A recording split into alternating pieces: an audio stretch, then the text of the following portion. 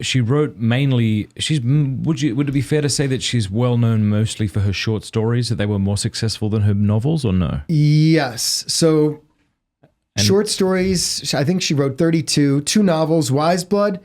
She would say it's an unconventional novel, and it certainly is.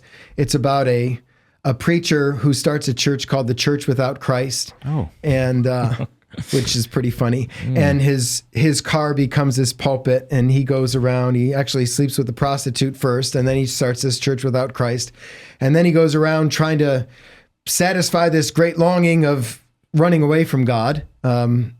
And then maybe at the end he does something drastic, but you'll have to read the story to do that, to read the novel. And then another novel is, Not Everything That Rises Must Converge. No, it's Matthew 11:12. From the days of John the Baptist until now, the kingdom of heaven suffereth violence, and the violent bear it away. The violent bear it away is her second novel. Good job. And so... Way to get to the title. That's how my mind works. I got these files. I'm like, no. Okay. And then 2 collections of short stories, but you can also get it as the complete works too. But I would say she's best known for her short stories. Yes. Yeah. Why is she a good short story writer? And what does that take to write a good novella? She captures human drama. And I think because she is a devout Catholic and also has outstanding vision. So she says an artist needs to show what is.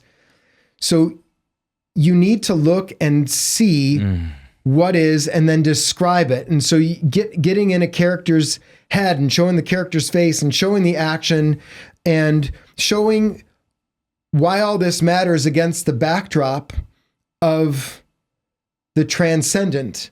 So oftentimes in her stories, characters are going along, and then all of a sudden they look up, and then there's the sky, and then there's the sun or a line of trees, the horizon. That's the horizon that is the transcendent trying to break in. That's God and his grace trying to break into our hard heads and our hard lives.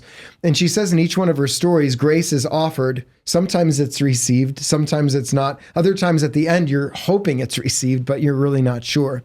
But she gets down to the nitty-gritty, and I think when you read her work, you realize that these characters that she's writing about, they're me, right?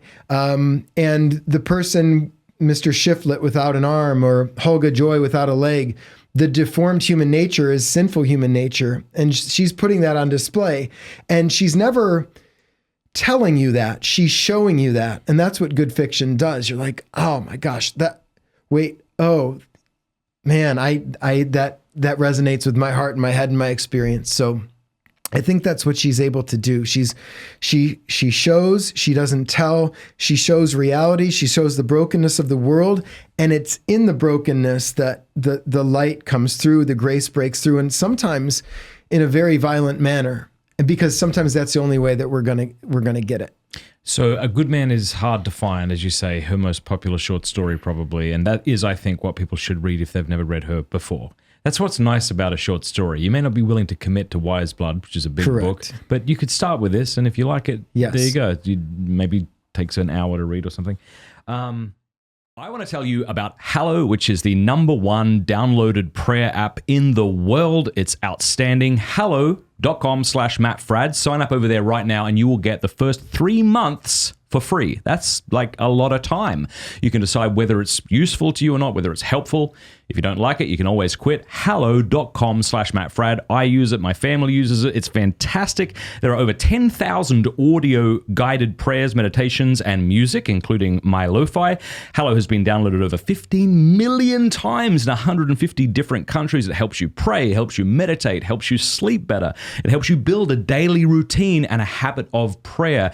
There's honestly so much excellent stuff on this app that it's difficult to get through it all. Just go check it out. Hallow.com/Matt Fradd. The link is in the description below. It even has an entire section for kids. So if you're a parent, you could play little Bible stories to them at night. It'll help them pray. Fantastic. Hallow.com/Matt Fradd.